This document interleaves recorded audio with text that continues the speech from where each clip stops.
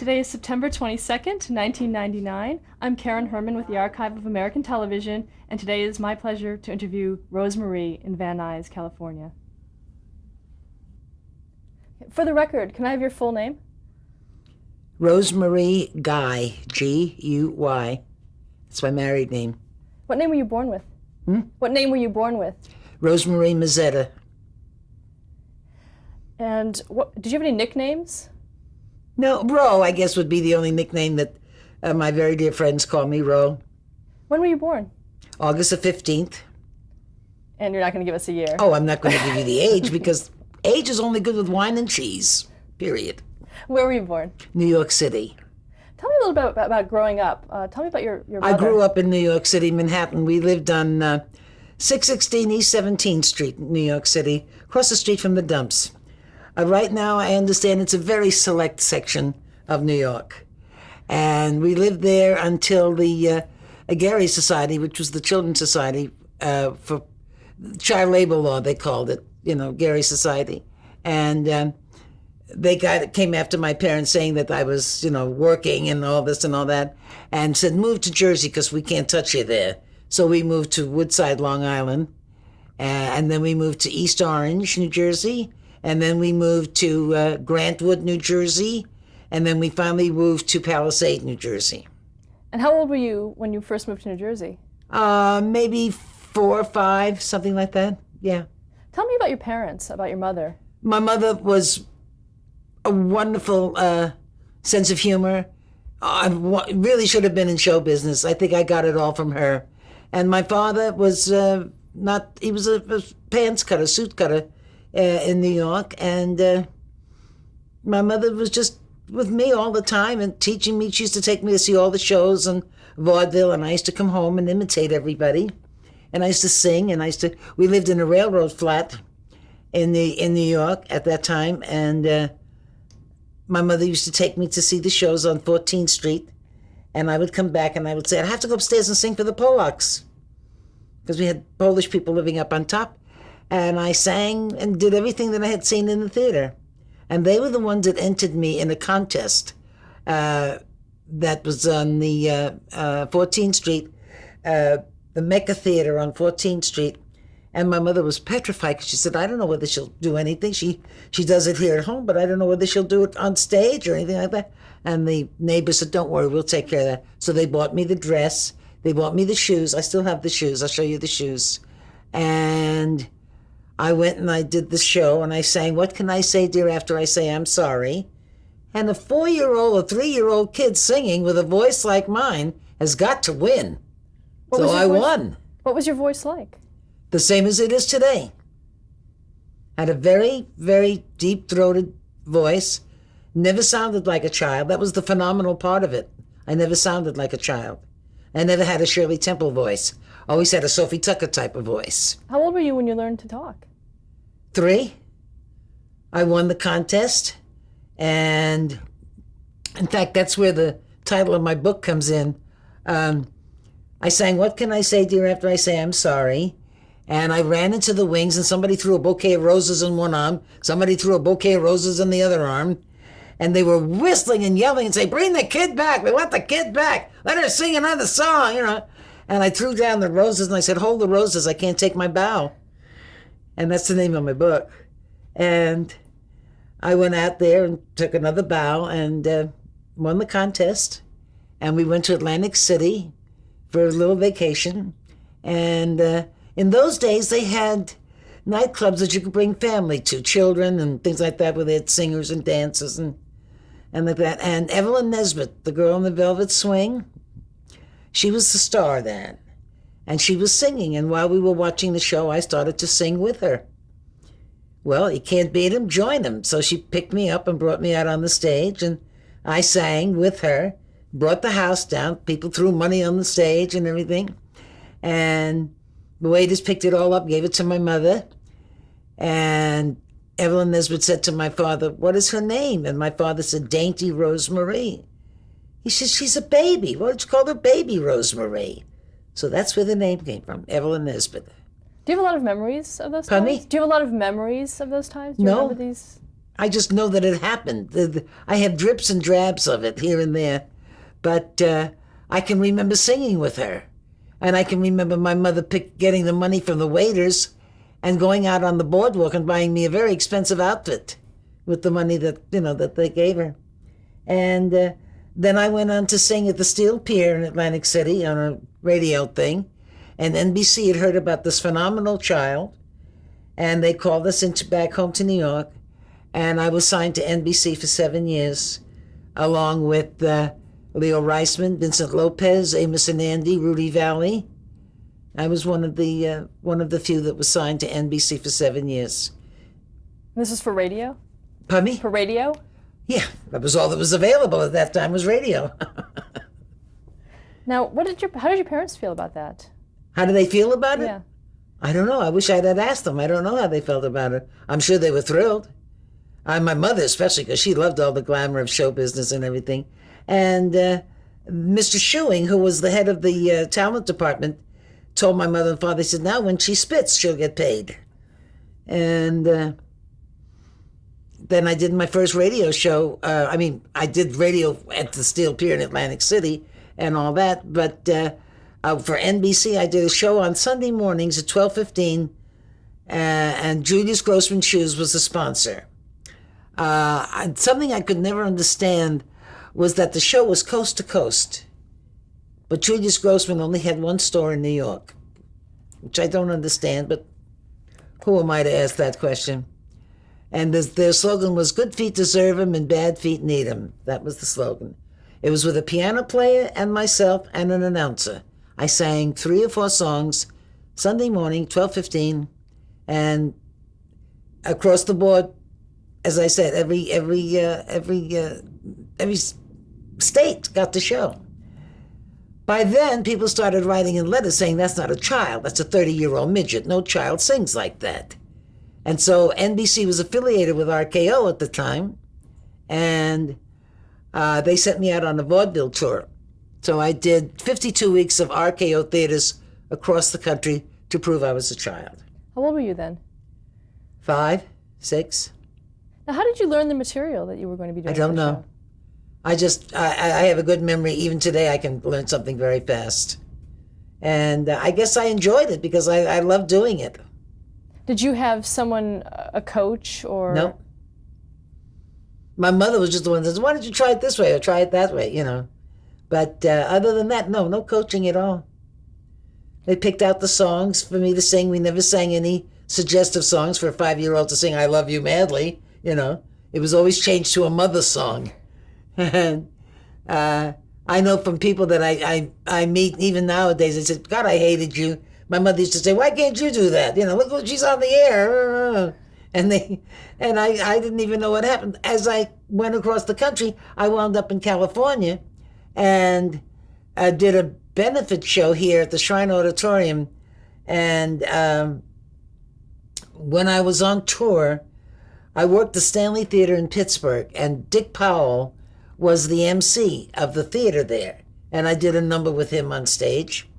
And when we came out here, he was now a star, a big star at Warner's. We came out to see him, and he says, we're doing a benefit for the Shrine Auditorium. I want her to be with us. They used to do the shows by studios, Warner's, Paramount, all their people. And so he said, I want her to go on with us.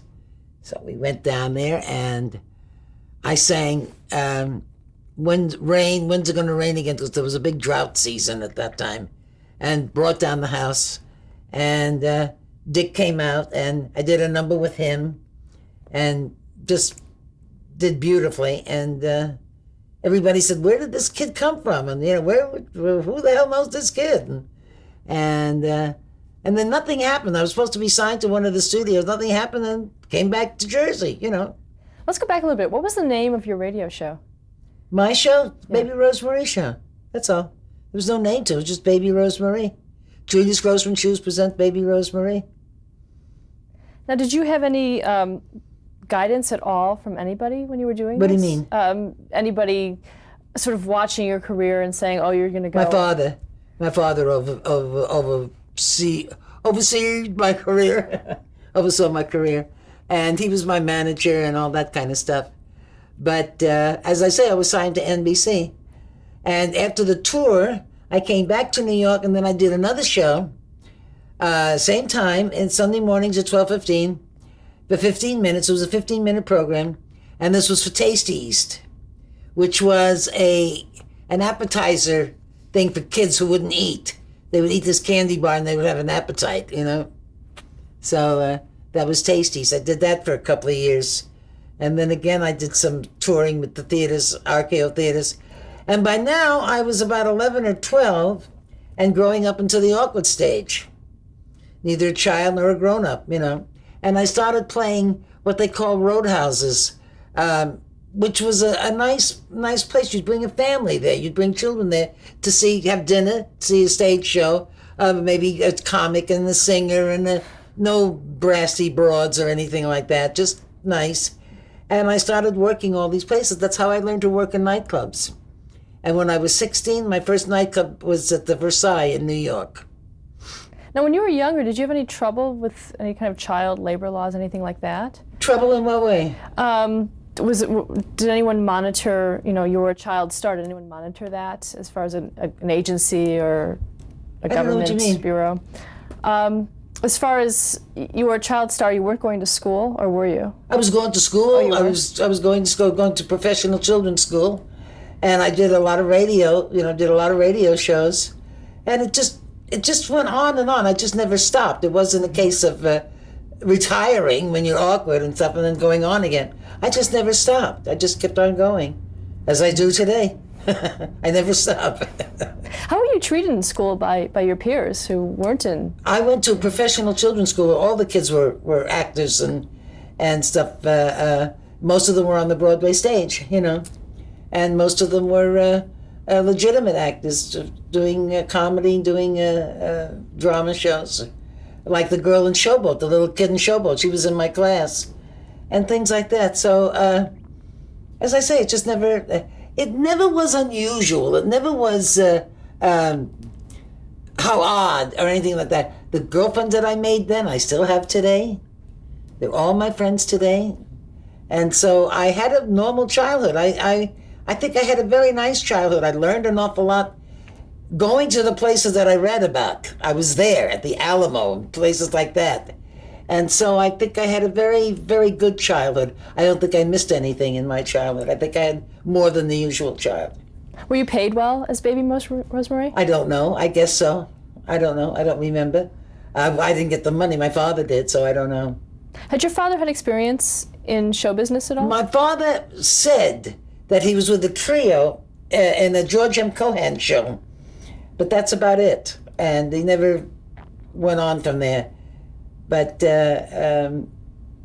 my mother was the one that loved show business. She was the one that she sang, played the piano. We had a lot of fun with her.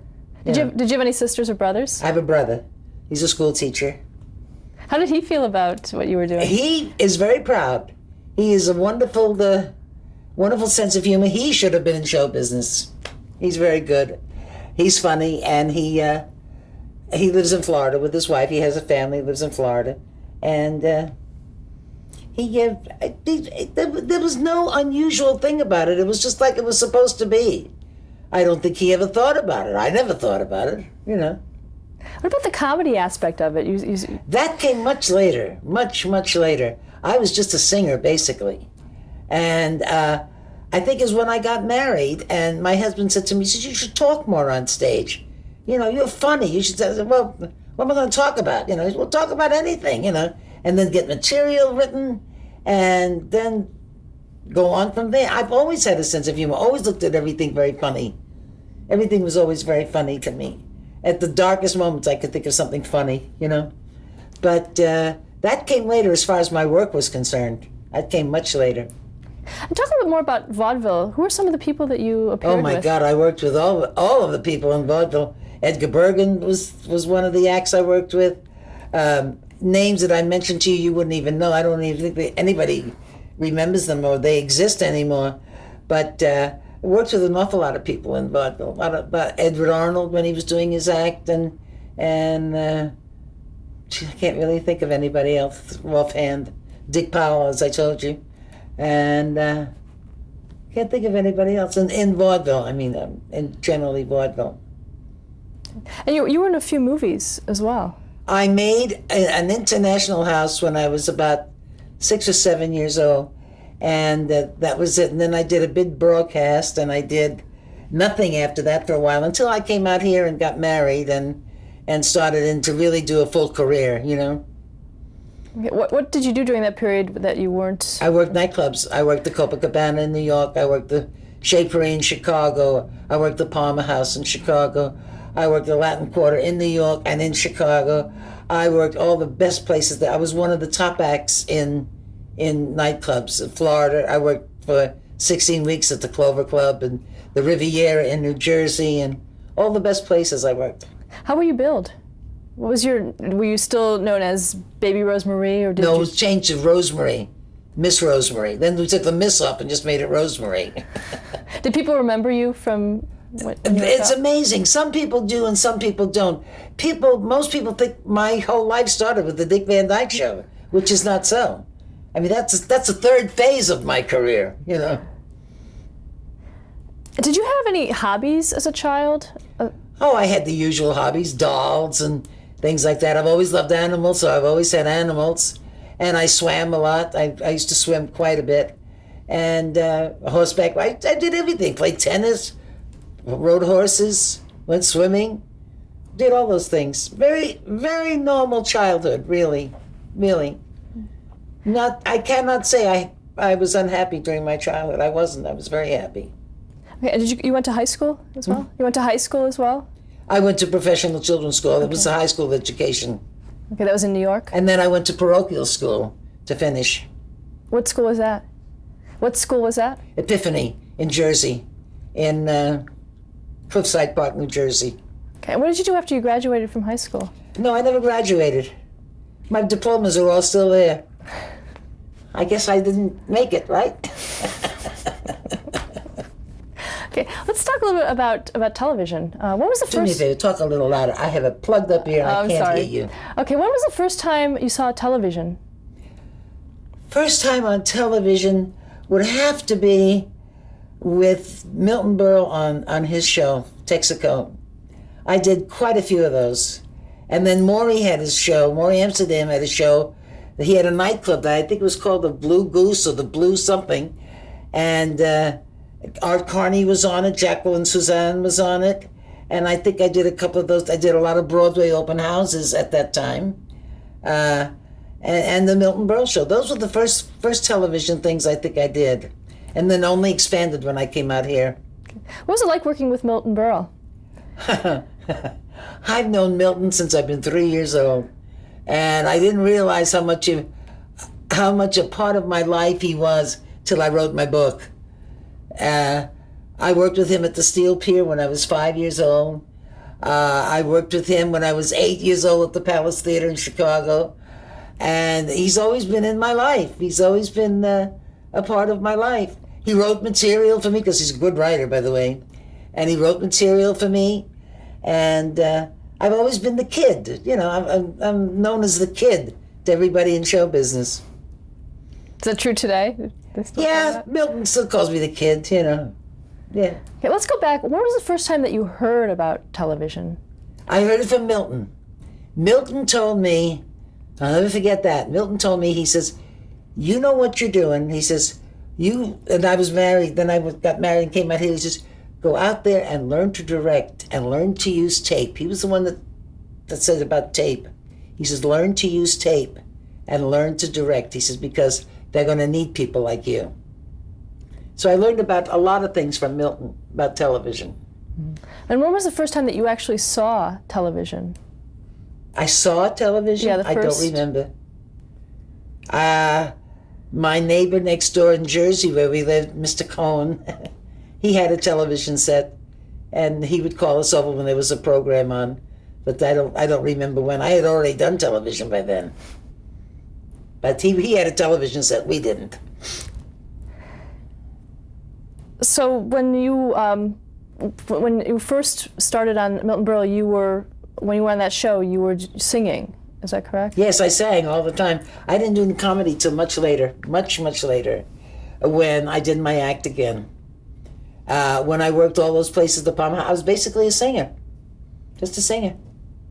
What other shows did you appear on television? What other shows did you appear on television as a singer? On television? As a singer, yes. Oh my God, if you start with that, I did the Jackie Gleason show, I did the Dean Martin show, I did every variety show there was. I did the Tonight Show. I used to do, when Johnny came out here, I used to do his first and last shows.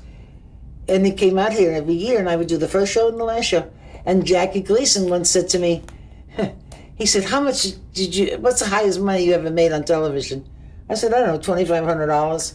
He said, I'm going to pay you $5,000. I'm going to pay you more money than you've ever made before on television. I want you to do my show. And I did his show for like 3 to 4 years, as first and the last show, all the time. When was that? Oh God, I don't remember. In the 50s, 40s or 50s, I'm sure. Yeah.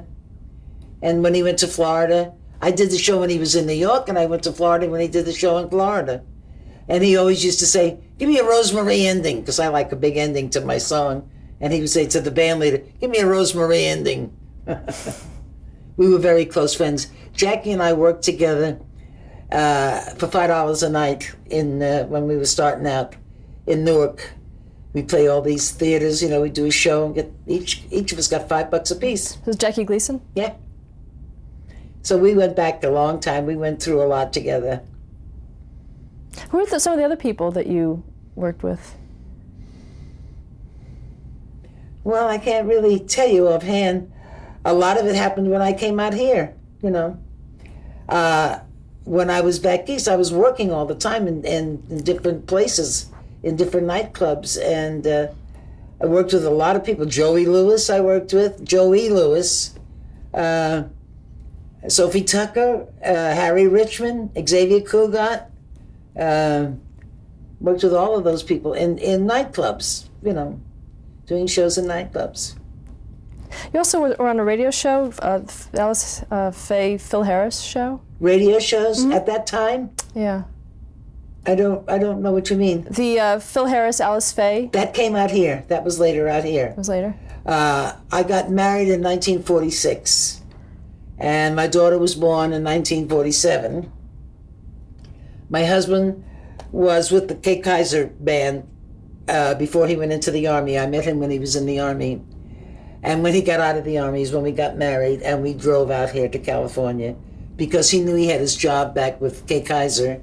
And I had given up the business because my parents were against my marriage, and I said, I'm not going to work anymore. And my agent at that time, which was Bill Loeb, said to me, you married, everything's fine. Why are you turning down all this work? I mean, they're calling you. I was supposed to do the Abbott and Costello Hospital tour, and I was turning down $27.50 a week. And my husband was making $75 a week. And I said, no, I gave it up. I'm not going to work anymore. And he says, you're foolish. You could make all this money and be ahead of the game and so forth and so on. I said, well, my gowns are in New York with my dressmaker. My music is God knows where. He says, you can replace all of that. So I called up Baron von Waldeck, was my dressmaker, called him up, and he says, I have your gowns. I'll clean them and I'll send them out to you. I went to George Dooning, who was Kay Kaiser's arranger, and I had all my music redone. And I opened up here at Slapsy Maxie's. And I was an unknown thing to anybody, and the reviews came out saying, Rosemary, we love you. I was a whole new thing, And that's when things started out here for me. And I worked Slapsy Maxie's, worked Ciro's, worked Macombo, worked pretty much all the places out here. And then I started doing more television, not as a singer, basically as an actress. What was your husband's name? What was your husband's name? Bobby Guy. He was with Kay Kaiser before he went into the Army. When he got out of the Army, he went back with Kay, and then Kay had his orchestra, but he didn't have his orchestra. It wasn't a weekly thing anymore. So my husband was doing other shows. My husband was first trumpet player for Bing Crosby, for Tennessee Ernie Ford, Dinah Shore, George Goebel. He did all the top shows in town. He was top man out here. Did you work with the orchestras that he played in as well? Did I? work with those orchestras? Every one of them. Every one of them. I worked with Bing, worked with Tennessee Ernie Ford, worked with all of them. And you said your parents opposed the marriage? You said your parents opposed the marriage? Yeah. Why was that? They didn't like him. He was a musician. They didn't like him. He turned out to be one of the sweetest, most wonderful men I've ever known. And he died in 1964. And we were very happy for 20 years. We really were very happy. And he was a wonderful man. And he was a great musician.